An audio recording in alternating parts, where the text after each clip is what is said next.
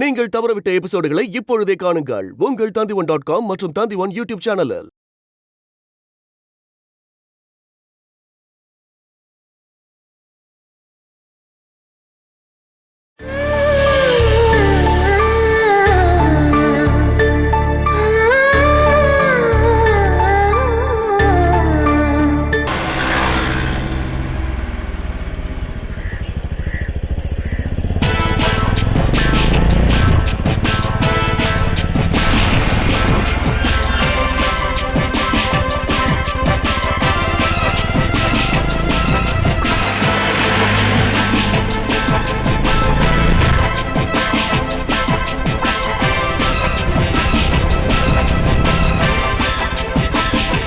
இறங்காத.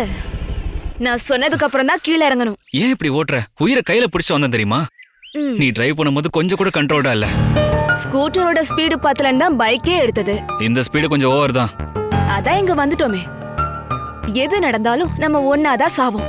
நான் சொன்னது ஞாபகம் இருக்குல்ல, சொல்லாம இறங்க கூடாது.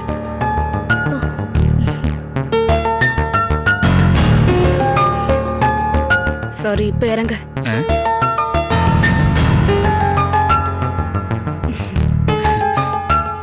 உள்ள வாங்க. மெதுவா இறங்க.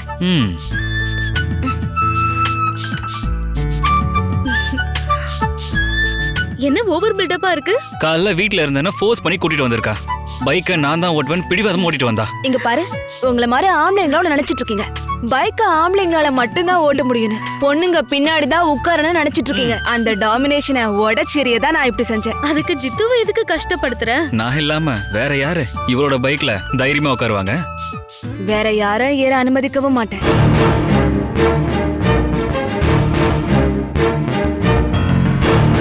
ஆமா, பாலா ஆண்டி எங்க? வா, உள்ளதான் இருக்காங்க, வா.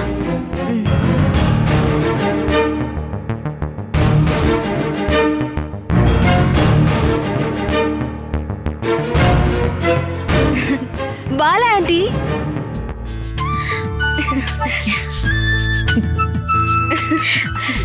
பாலா ஆண்டி, உங்களை பார்த்து எவ்வளவு நாளாச்சு?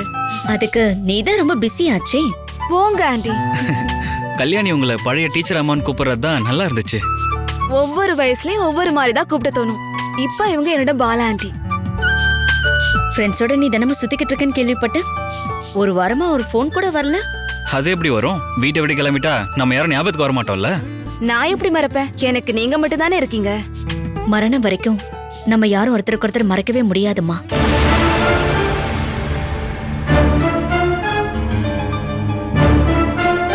வாழ்க்கையில எனக்கு ஏற்பட்ட நஷ்டத்தை நினைச்சு நான் ஏன் வருத்தப்படலனா, நீங்க எல்லாரும் என் கூட இருக்கிறதுனாலதான்.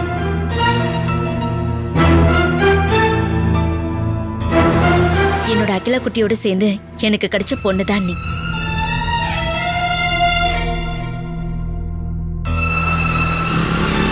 போதும் போதும் போதும் போதும். ரொம்ப ரொம்ப நன்றி மகனே. இந்த உதவியை நான் செத்தாலும் மறக்க மாட்டேன். என்ன நீ இங்க கொண்டு வந்து விட்டதுக்கான பலனை கடவுள் நிச்சயமா உனக்கு கொடுப்பாரு போல. ரைட்? அந்த பலன் உனக்கு இன்னைக்கே கிடைச்சிரும் பாரு. கிறுக்கு பையன், வண்டி ஓடுற லட்சணத்தை பாரு. இது யாரோட பைக்கு? புதுசா இருக்கே.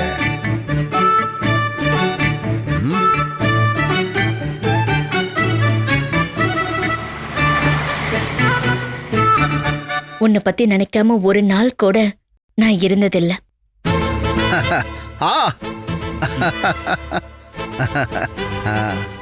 பரவாயில்லையே, எல்லாரும் இருக்கீங்களே. தள்ளுப்பா, கொஞ்சம் தள்ளி நில்லுமா. நான் பாலா கிட்ட ரொம்ப ரொம்ப முக்கியமான ஒரு விஷயம் பேச வேண்டியிருக்கு. அப்புறம் நேத்து நான் எவ்வளவோ அலைஞ்சு பார்த்தும் வினுவை வெளியே கொண்டு வர்றதுக்கு எனக்கு ஒரு நல்ல அரசியல்வாதி கிடைக்கல. அப்புறம் நான் என்ன பண்ணேன்னா, ராத்திரியே நம்ம ஐயப்பன் சாமிக்கு ஒரு நேர்த்தி கடனை வச்சேன். நம்ம வினு இந்த கேஸ்ல இருந்து வெளியே வந்துட்டான்னா 101 பேருக்கு அன்னதானம் போடுறேன்னு வேண்டியிருக்கேன். யாரு, நீங்களா? எஸ், நானே தான். நான் என்னமோ நேர்த்தி கடனை வச்சுட்டேன். ஆனா அதை நிறைவேற்றுறதுக்கு அமௌண்ட் இங்க இருந்து வரணும். ராத்திரி தானே ஐயப்பன் கோயில நேர்த்தி கடன் வச்சீங்க? அதுக்கு முன்னாடியே வினு ஸ்டேஷன்ல இருந்து வந்துட்டான். அவன் வந்துட்டானா? வந்துட்டான். அவனை பார்க்கதான் நாங்களே வந்திருக்கோம். ஐயோ, என்னோட நேர்த்தி கடன். சரி, அது இருக்கட்டும். அட்லீஸ்ட் ஒரு 50 பேருக்காவது நம்ம கொடுத்தாகணுமே. இப்போதைக்கு உங்களுடைய அன்னத்தை பத்தி நம்ம யோசிக்கலாம். இப்ப சொன்னியே அது பாயிண்ட். முதல்ல என் பிளேட்டுக்கு சாப்பாடு வரட்டும். நீங்க எல்லாரும் கொஞ்ச நேரம் கழிச்சு தானே கிளம்புவீங்க. நான் கிளம்பட்டா? பாலாண்டி கிளம்புறீங்களா? நான் இது வரைக்கும் ஆபீஸ்க்கு லேட்டா போனதே இல்லம்மா. தாசில்தார் ஒரு 5 நிமிஷம் லேட்டா போன, மத்தவங்களாம் ஒரு 1/2 மணி நேரம் லேட்டா வருவாங்க. தாசில்தார் நீ கிளம்புமா. அப்புறம் நான் வினுவை கூட்டிட்டு நான் சொன்ன மாதிரி ஐயப்பன் கோயில் போயிட்டு வந்துடுறேன். அங்க வச்சு அவனுக்கு நல்ல அட்வைஸ் எல்லாம் பண்ண வேண்டி இருக்கு. அட்வைஸ் பண்ணிதான் இவ்வளவு தூரம் கொண்டு வந்துட்டீங்களே. அப்படி சொல்றீங்களா? நீ வேணா அவனை கூப்பிட்டு கேட்டு பாரு. நான் இதுவரைக்கும் அவனுக்கு நல்லதை தவிர வேற எதையுமே சொன்னதில்லை. உனக்கு சந்தேகம் இருந்துச்சுன்னா நீ வேணா அவனை கூப்பிட்டு கேட்டு பாரு. இப்போ நல்லா தூங்கிட்டு இருக்கான். அவனை போய் எழுப்புனா நான் தான் மாட்டிக்குவேன். பாலா, ஐயப்பன் கோவிலுக்கு நான் கூட்டிட்டு போயிட்டு வந்தான்னா அவனோட கேரக்டரே மாறி போயிடும். நீ வேணா பாரு. சரி, அப்ப நான் கிளம்புறேன். பாலாண்டி, எனக்கு உங்ககிட்ட ஒரு ஹாப்பி நியூஸ் சொல்லணும்.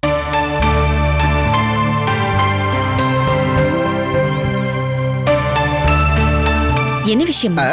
என்ன விஷயம் கல்யாணி? உனக்கு கல்யாணம் நிச்சயம் ஆயிருச்சா? அடா அது இல்ல, அதை விட சந்தோஷமான விஷயம். இந்த விஷயம் உங்களுக்கு தெரியுமான்னு தெரியல. அப்பா திரும்ப வராரு.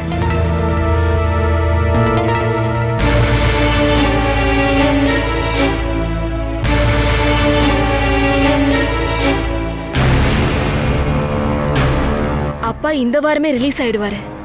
அப்பா தானே? சூப்பர் படம் கண்ணு.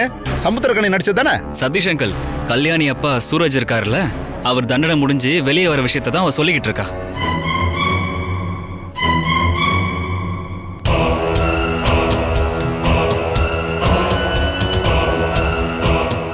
பன்னெண்டு வருஷம் ஜெயில் வாழ்க்கை.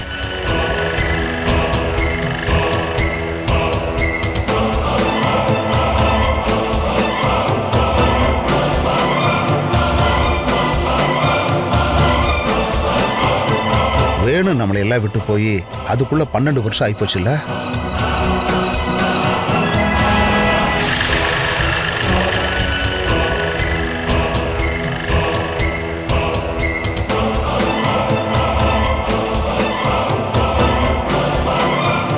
அப்பா 15ஆம் தேதி வந்துருவாரு.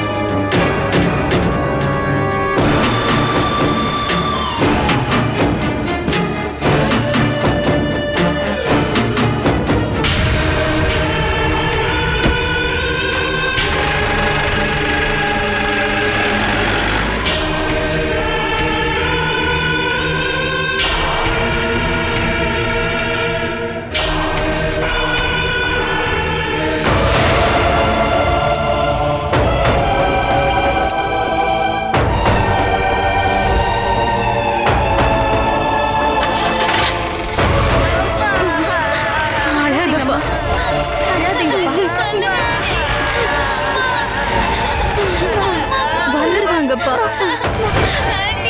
கடவுளே,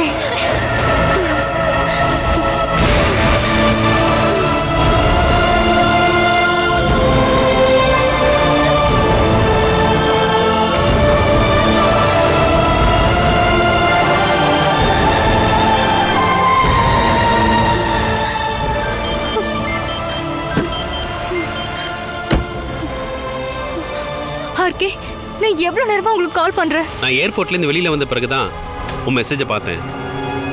என்னங்க பிரச்சனை? கொஞ்சம் சீக்கிரம் இங்க வாங்க. நீ விஷயத்த சொல்லுமா.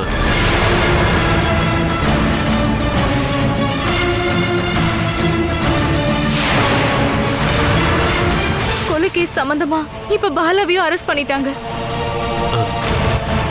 இதுல ஏதோ சதி நடக்குது. ப்ரோக்ராம கேன்சல் பண்ணிட்டு நீங்க உடனே கிளம்பி வாங்க. ஓகே, டென்ஷன் ஆகாத. நான் அடுத்த ஃப்ளைட்டை பிடிச்சி உடனே வரேன். என்ன பண்றது ஏது பண்றதுன்னு தெரியாம நிக்கிறோம். அப்பா அம்மா ரொம்ப வருத்தத்துல இருக்காங்க ஆர்கே. என்ன பண்றது எனக்கு ஒன்னும் தெரியல. எந்த பிரச்சனையும் தைரியமா சமாளிக்கிற நீ இந்த மாதிரி நேரத்தில் நீ டிப்ரெஷன் ஆகக்கூடாதுமா. எனக்கு என்னால ஒண்ணுமே பண்ண முடியல. நீ முதல்ல அப்பா அம்மா கல்யாணியை சமாதானப்படுத்து. நான் வந்ததும் ஸ்டேஷன்ல பேசிக்கிறேன். ஓகே? அக்கா, சூரஜனாவுக்கும் பாலாவுக்கும் கனவுல கூட இப்படி ஒரு விஷயம் நடந்திருக்க கூடாது. வேணும் அவ கொலை செஞ்சதும் இந்த அரெஸ்டும் யாரோ செஞ்ச சதி மாதிரி தெரியுது.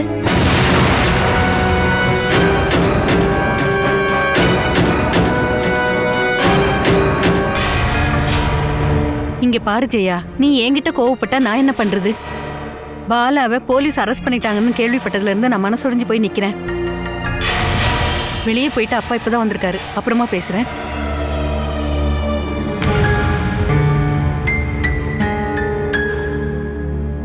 என்னாச்சு? போன உடனே வந்துட்டீங்க? நாசமா போச்சு. நம்ம குடும்பத்தோட மானம் மரியாதை எல்லாம் போச்சு. வெளியில தலை காட்ட முடியல. அவங்க கேக்குற கேள்விக்கு என்னால பதில் சொல்லவே முடியல. உன் பொண்ணும் அவ கள்ள காதலனும் சேர்ந்துட்டு அவனை போட்டு தள்ளிட்டாங்களான்னு கேக்குறாங்க. இந்த மாதிரி எல்லாம் அவ பண்ணுவான்னு நீங்க நினைக்கிறீங்களா? எனக்கு ஒண்ணுமே புரியலங்க. இப்பதான் ஜெயா ஃபோன் பண்ணா. அவளுக்கும் ஃபோன் பண்ணி எல்லாரும் விசாரிச்சிட்டு இருக்காங்களா? இங்க பாருங்க, பாலா அப்படி பண்ண மாட்டா. சந்தேகத்தின் பேர்ல தான் அவளை அரெஸ்ட் பண்ணிருப்பாங்கன்னு நினைக்கிறேன். அவளை நீ பெத்த அந்த நிமிஷத்துல இருந்து எனக்கு பிரச்சனை தான் வந்து சேருது. அவளை கல்யாணம் பண்ணி கொடுத்தும் எனக்கு எந்த நிம்மதியும் இல்ல. இப்ப என்னன்னா புருஷனை கொலை பண்ணவனோட அப்பான்ற பேரு வேற. என்ன நடந்துச்சுன்னு கொஞ்சம் விசாரிச்சு பாருங்களேன். என்ன விசாரிக்கிறது? யாரையாவது கூட்டிக்கிட்டு பாலாவை போய் பார்க்கலான்னு நினைக்கும் போதுதான் அவளும் சேர்ந்துதான் வேணுவு கொண்டு இருக்கான்னு கேட்ட உடனே என்னால இந்த நிமிஷம் வரைக்கும் அதை ஏத்துக்கவே முடியல. நீ அப்படி ஒரு பொண்ணை பெத்துக்கவே இல்லைன்னு நினைச்சுக்கோ. அவ செஞ்ச தப்புக்கு ஆயுள் தண்டனையோ இல்ல தூக்கு தண்டனையோ ஏதோ ஒண்ணு அவளுக்கு கிடைக்கட்டும்.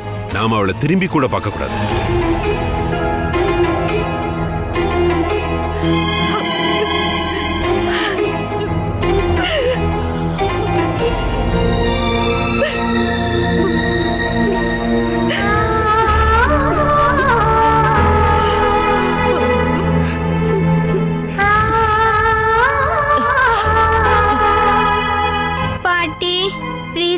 இன்னும் வரவே இல்லையே. வந்துருவாமா, சீக்கிரமா வந்துருவா. அப்பாவை போலீஸ்காரங்க அடிச்சிருப்பாங்களா பாட்டி? நீ அதை நினைச்சால கவலைப்படாத. அப்பா காலைல இருந்து சாப்பிடாம எழுந்திருப்பாங்களா பாட்டி? நம்ம போய் அப்பாவை பார்த்துட்டு வரலாமா? அப்பா வந்துருவாரு, அப்புறம் நம்ம எல்லாரும் ஒண்ணா உட்காந்து சாப்பிடலாம். எனக்கு இப்பவே அப்பா பார்க்கணும் போல இருக்கு. நம்ம இன்னும் கொஞ்ச நேரம் வெயிட் பண்ணி பார்க்கலாம். அப்படி இல்லைன்னா நான் உன்னை கூட்டிட்டு போறேன், சரியா? பாட்டி சொல்றல்ல, நம்ம கண்டிப்பா போலாம். இப்போ நீ உள்ள போய் கொஞ்ச நேரம் தூங்குன. நேத்து ராத்திரி முழுக்க நீ தூங்கவே இல்லைல்ல. போமா.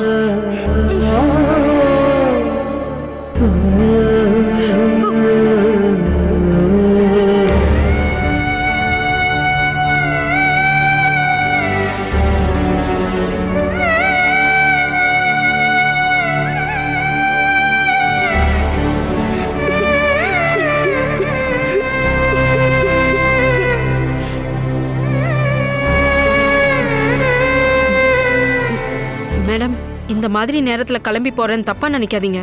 என்னோட சித்தி பாத்ரூம்ல வலிக்கு வந்து ஹாஸ்பிட்டல் அட்மிட் பண்ணிருக்காங்க. அவங்கள கூட இருந்து பாத்துக்க யாருமே இல்ல. என்னதான் அங்க வர சொல்லிருக்காங்க மேடம். நான் போயிட்டு நாளைக்கே வந்துருவேன். ஒருத்தவங்க கஷ்டப்படும் போதுதான் கூட ஆள் நிக்கணும்.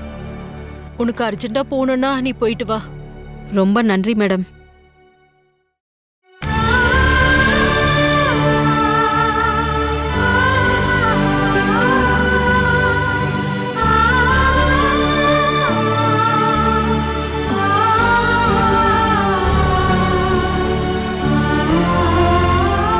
கிளம்பிட்டீங்க? பிரீத்தி போனதுக்கு அப்புறம் எந்த தகவலும் இல்ல. கால் பண்ணா காலும் போகல. நீ ஒரு கிளாஸ் தண்ணி எடுத்துட்டு வாம்மா. நெஞ்செல்லாம் ஒரே படபடப்பா இருக்கு. ஐயோ, என்னங்க என்னங்க என்னாச்சு? ஒண்ணும் இல்ல. கை கொஞ்சம் சிலிப்பாயிடுச்சு.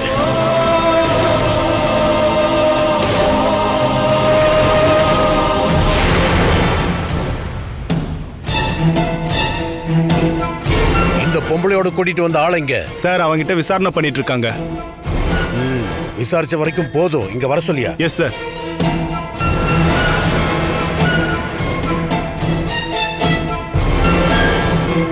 பாலசுதா, எனக்கு இன்னொரு சந்தேகம் கூட இருக்கு. வீட்டுக்குள்ள படுத்துக்கிற வேணுகோபால் எப்படி வெளியில கத்தி குத்துப்பட்டு செத்து கிடந்தாரு?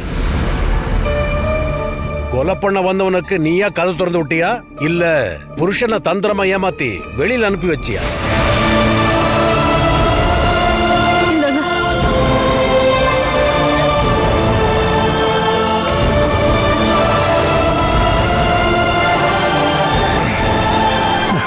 பயப்படாதடி, நான் ஒன்றும் சீக்கிரம் சாக மாட்டேன். இந்த மாதிரி நேரத்துல அபசகுனமா பேசாதீங்க.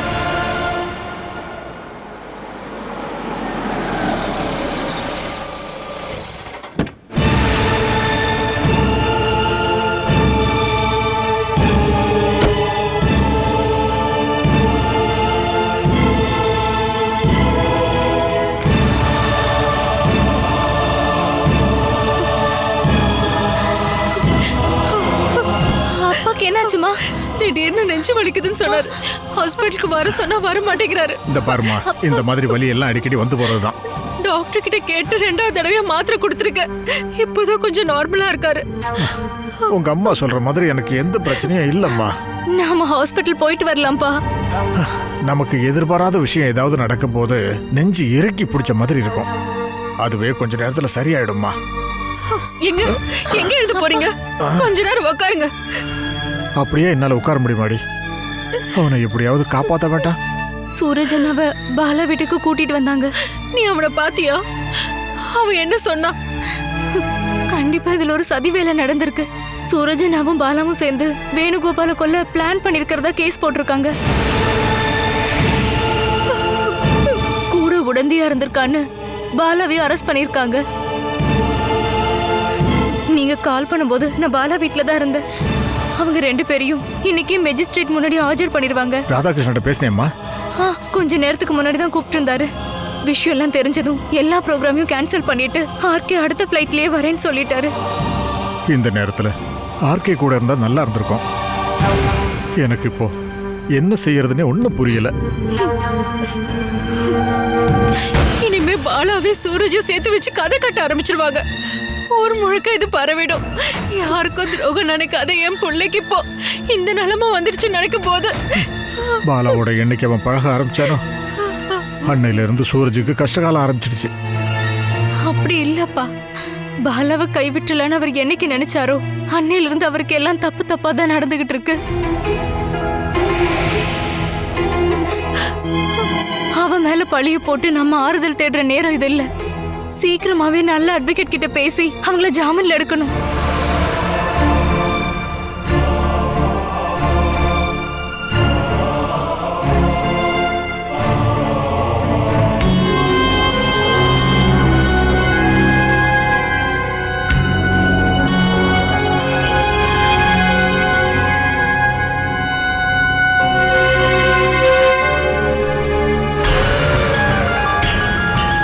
போயா?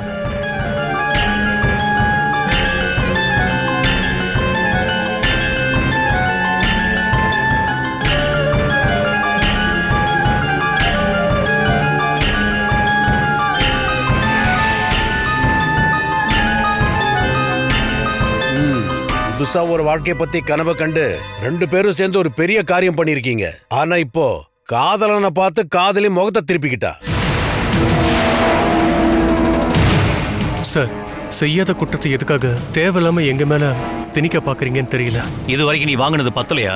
ஏய் வேண்டாம் வேண்டாம், மேஜிஸ்ட்ரேட் முன்னாடி ஆஜர்படுத்தணும் இல்ல.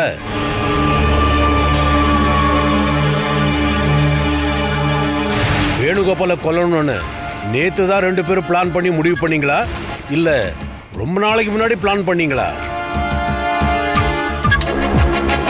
இந்த ஆள் கம்பெனில தான் சார் பாலசுதா வேலை செஞ்சிருக்கா. அப்போ எல்லாம் செட் பண்ணி தான் முடிவு பண்ணிருக்கீங்க கொலை பண்றதுக்கு. உங்களோட இந்த முடிவால 2 குழந்தைகளுக்கு அப்பா இல்லாம போயிட்டாங்களேடா. இந்த ஆளுக்கு ஒரு பொண்ணு இருக்கு. வீட்டுல நிறைய கேஷ் இருக்கிறதுனால அந்த குழந்தைக்கு எந்த பிரச்சனையும் இருக்காது.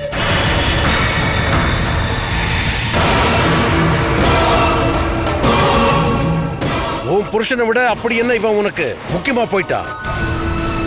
சார், இவ்வளவு இப்படி கேள்வி கேட்டு டார்ச்சர் பண்ணாதீங்க.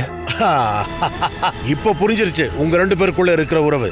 நீங்க 2 பேரும் ஒன்னா சேர்றதுக்காக பழைய காதலனான நீயும் இவ்வளவு சேர்ந்து புருஷனை கொலை பண்ணிட்டீங்க.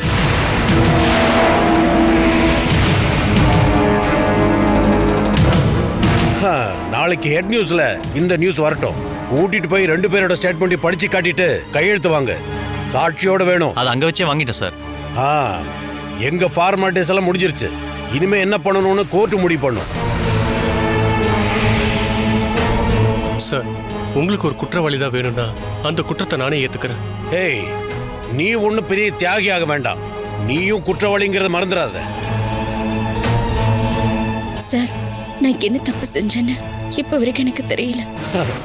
அது சரியா புரியணுன்றதுக்காக தான் உன்னை நான் ஜெயிலுக்கு அனுப்பி வைக்கிறேன். கொஞ்ச நாள் அங்க இருந்தா எல்லாம் புரிஞ்சிடும்.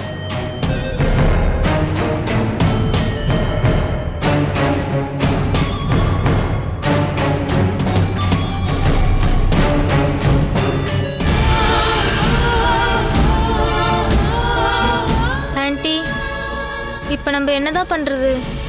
நீ கவலைப்படாத செல்லம். சிவபிரசாத் அங்கிள் கால் பண்றாருல்ல. ஹலோ ஜெயண்ணா, நான் தான் சிவபிரசாத் பேசுறேன்.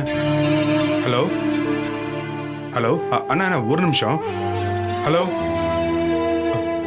சே,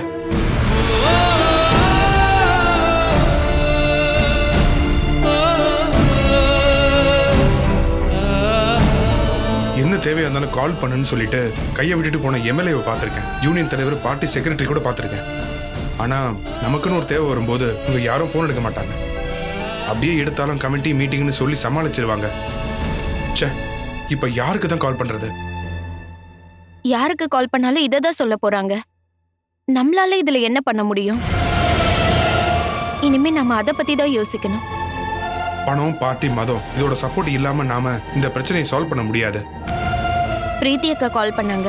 அவங்க ஹஸ்பண்ட் மும்பைல இருந்து திரும்பி வராராம். எப்படி இருந்தாலும் இந்த கேஸ்ல சூரஜ் சாரை மட்டும் அவங்க வெளியே கொண்டு வர முடியாதுல்ல. அவர் வந்து பேசி பார்க்கட்டும். அக்கா அப்புறம் சூரஜ் சாரோட கேஸை ஒன்னா தானே டீல் பண்ண முடியும். கோர்ட்ல இருந்து ஜாமீன் வாங்குற ஏற்பாடு மட்டும்தான் நாம இப்போதைக்கு பண்ணணும். அதை விட முக்கியமான விஷயம், இந்த குழந்தைங்களோட விஷயத்துல ஏதாவது முடிவெடுக்கணும். அங்கிள், இவ்வளோ நேரம் ஆகி அம்மா வரவே இல்லை. என்ன அம்மா கிட்ட கூட்டிட்டு போறீங்களா? பாலாக்காவோட வீட்டாளுங்க யாருமே திரும்பி பார்க்கல. சொந்த புருஷனை கொலை பண்ணவளோட பசங்க வேண்டானதா வேணும்னா வீட்லயும் சொல்றாங்க. இப்படி ஒரு நிலைமையில இவங்களோட பாதுகாப்பை யாரை ஏத்துக்கிறது? நான் என்ன முடிவெடுத்தாலும் என் கூட நீ நிக்கிறதுக்கு தயாரா இருந்தேன்னா இவங்களை நாம வளர்க்கலாம்.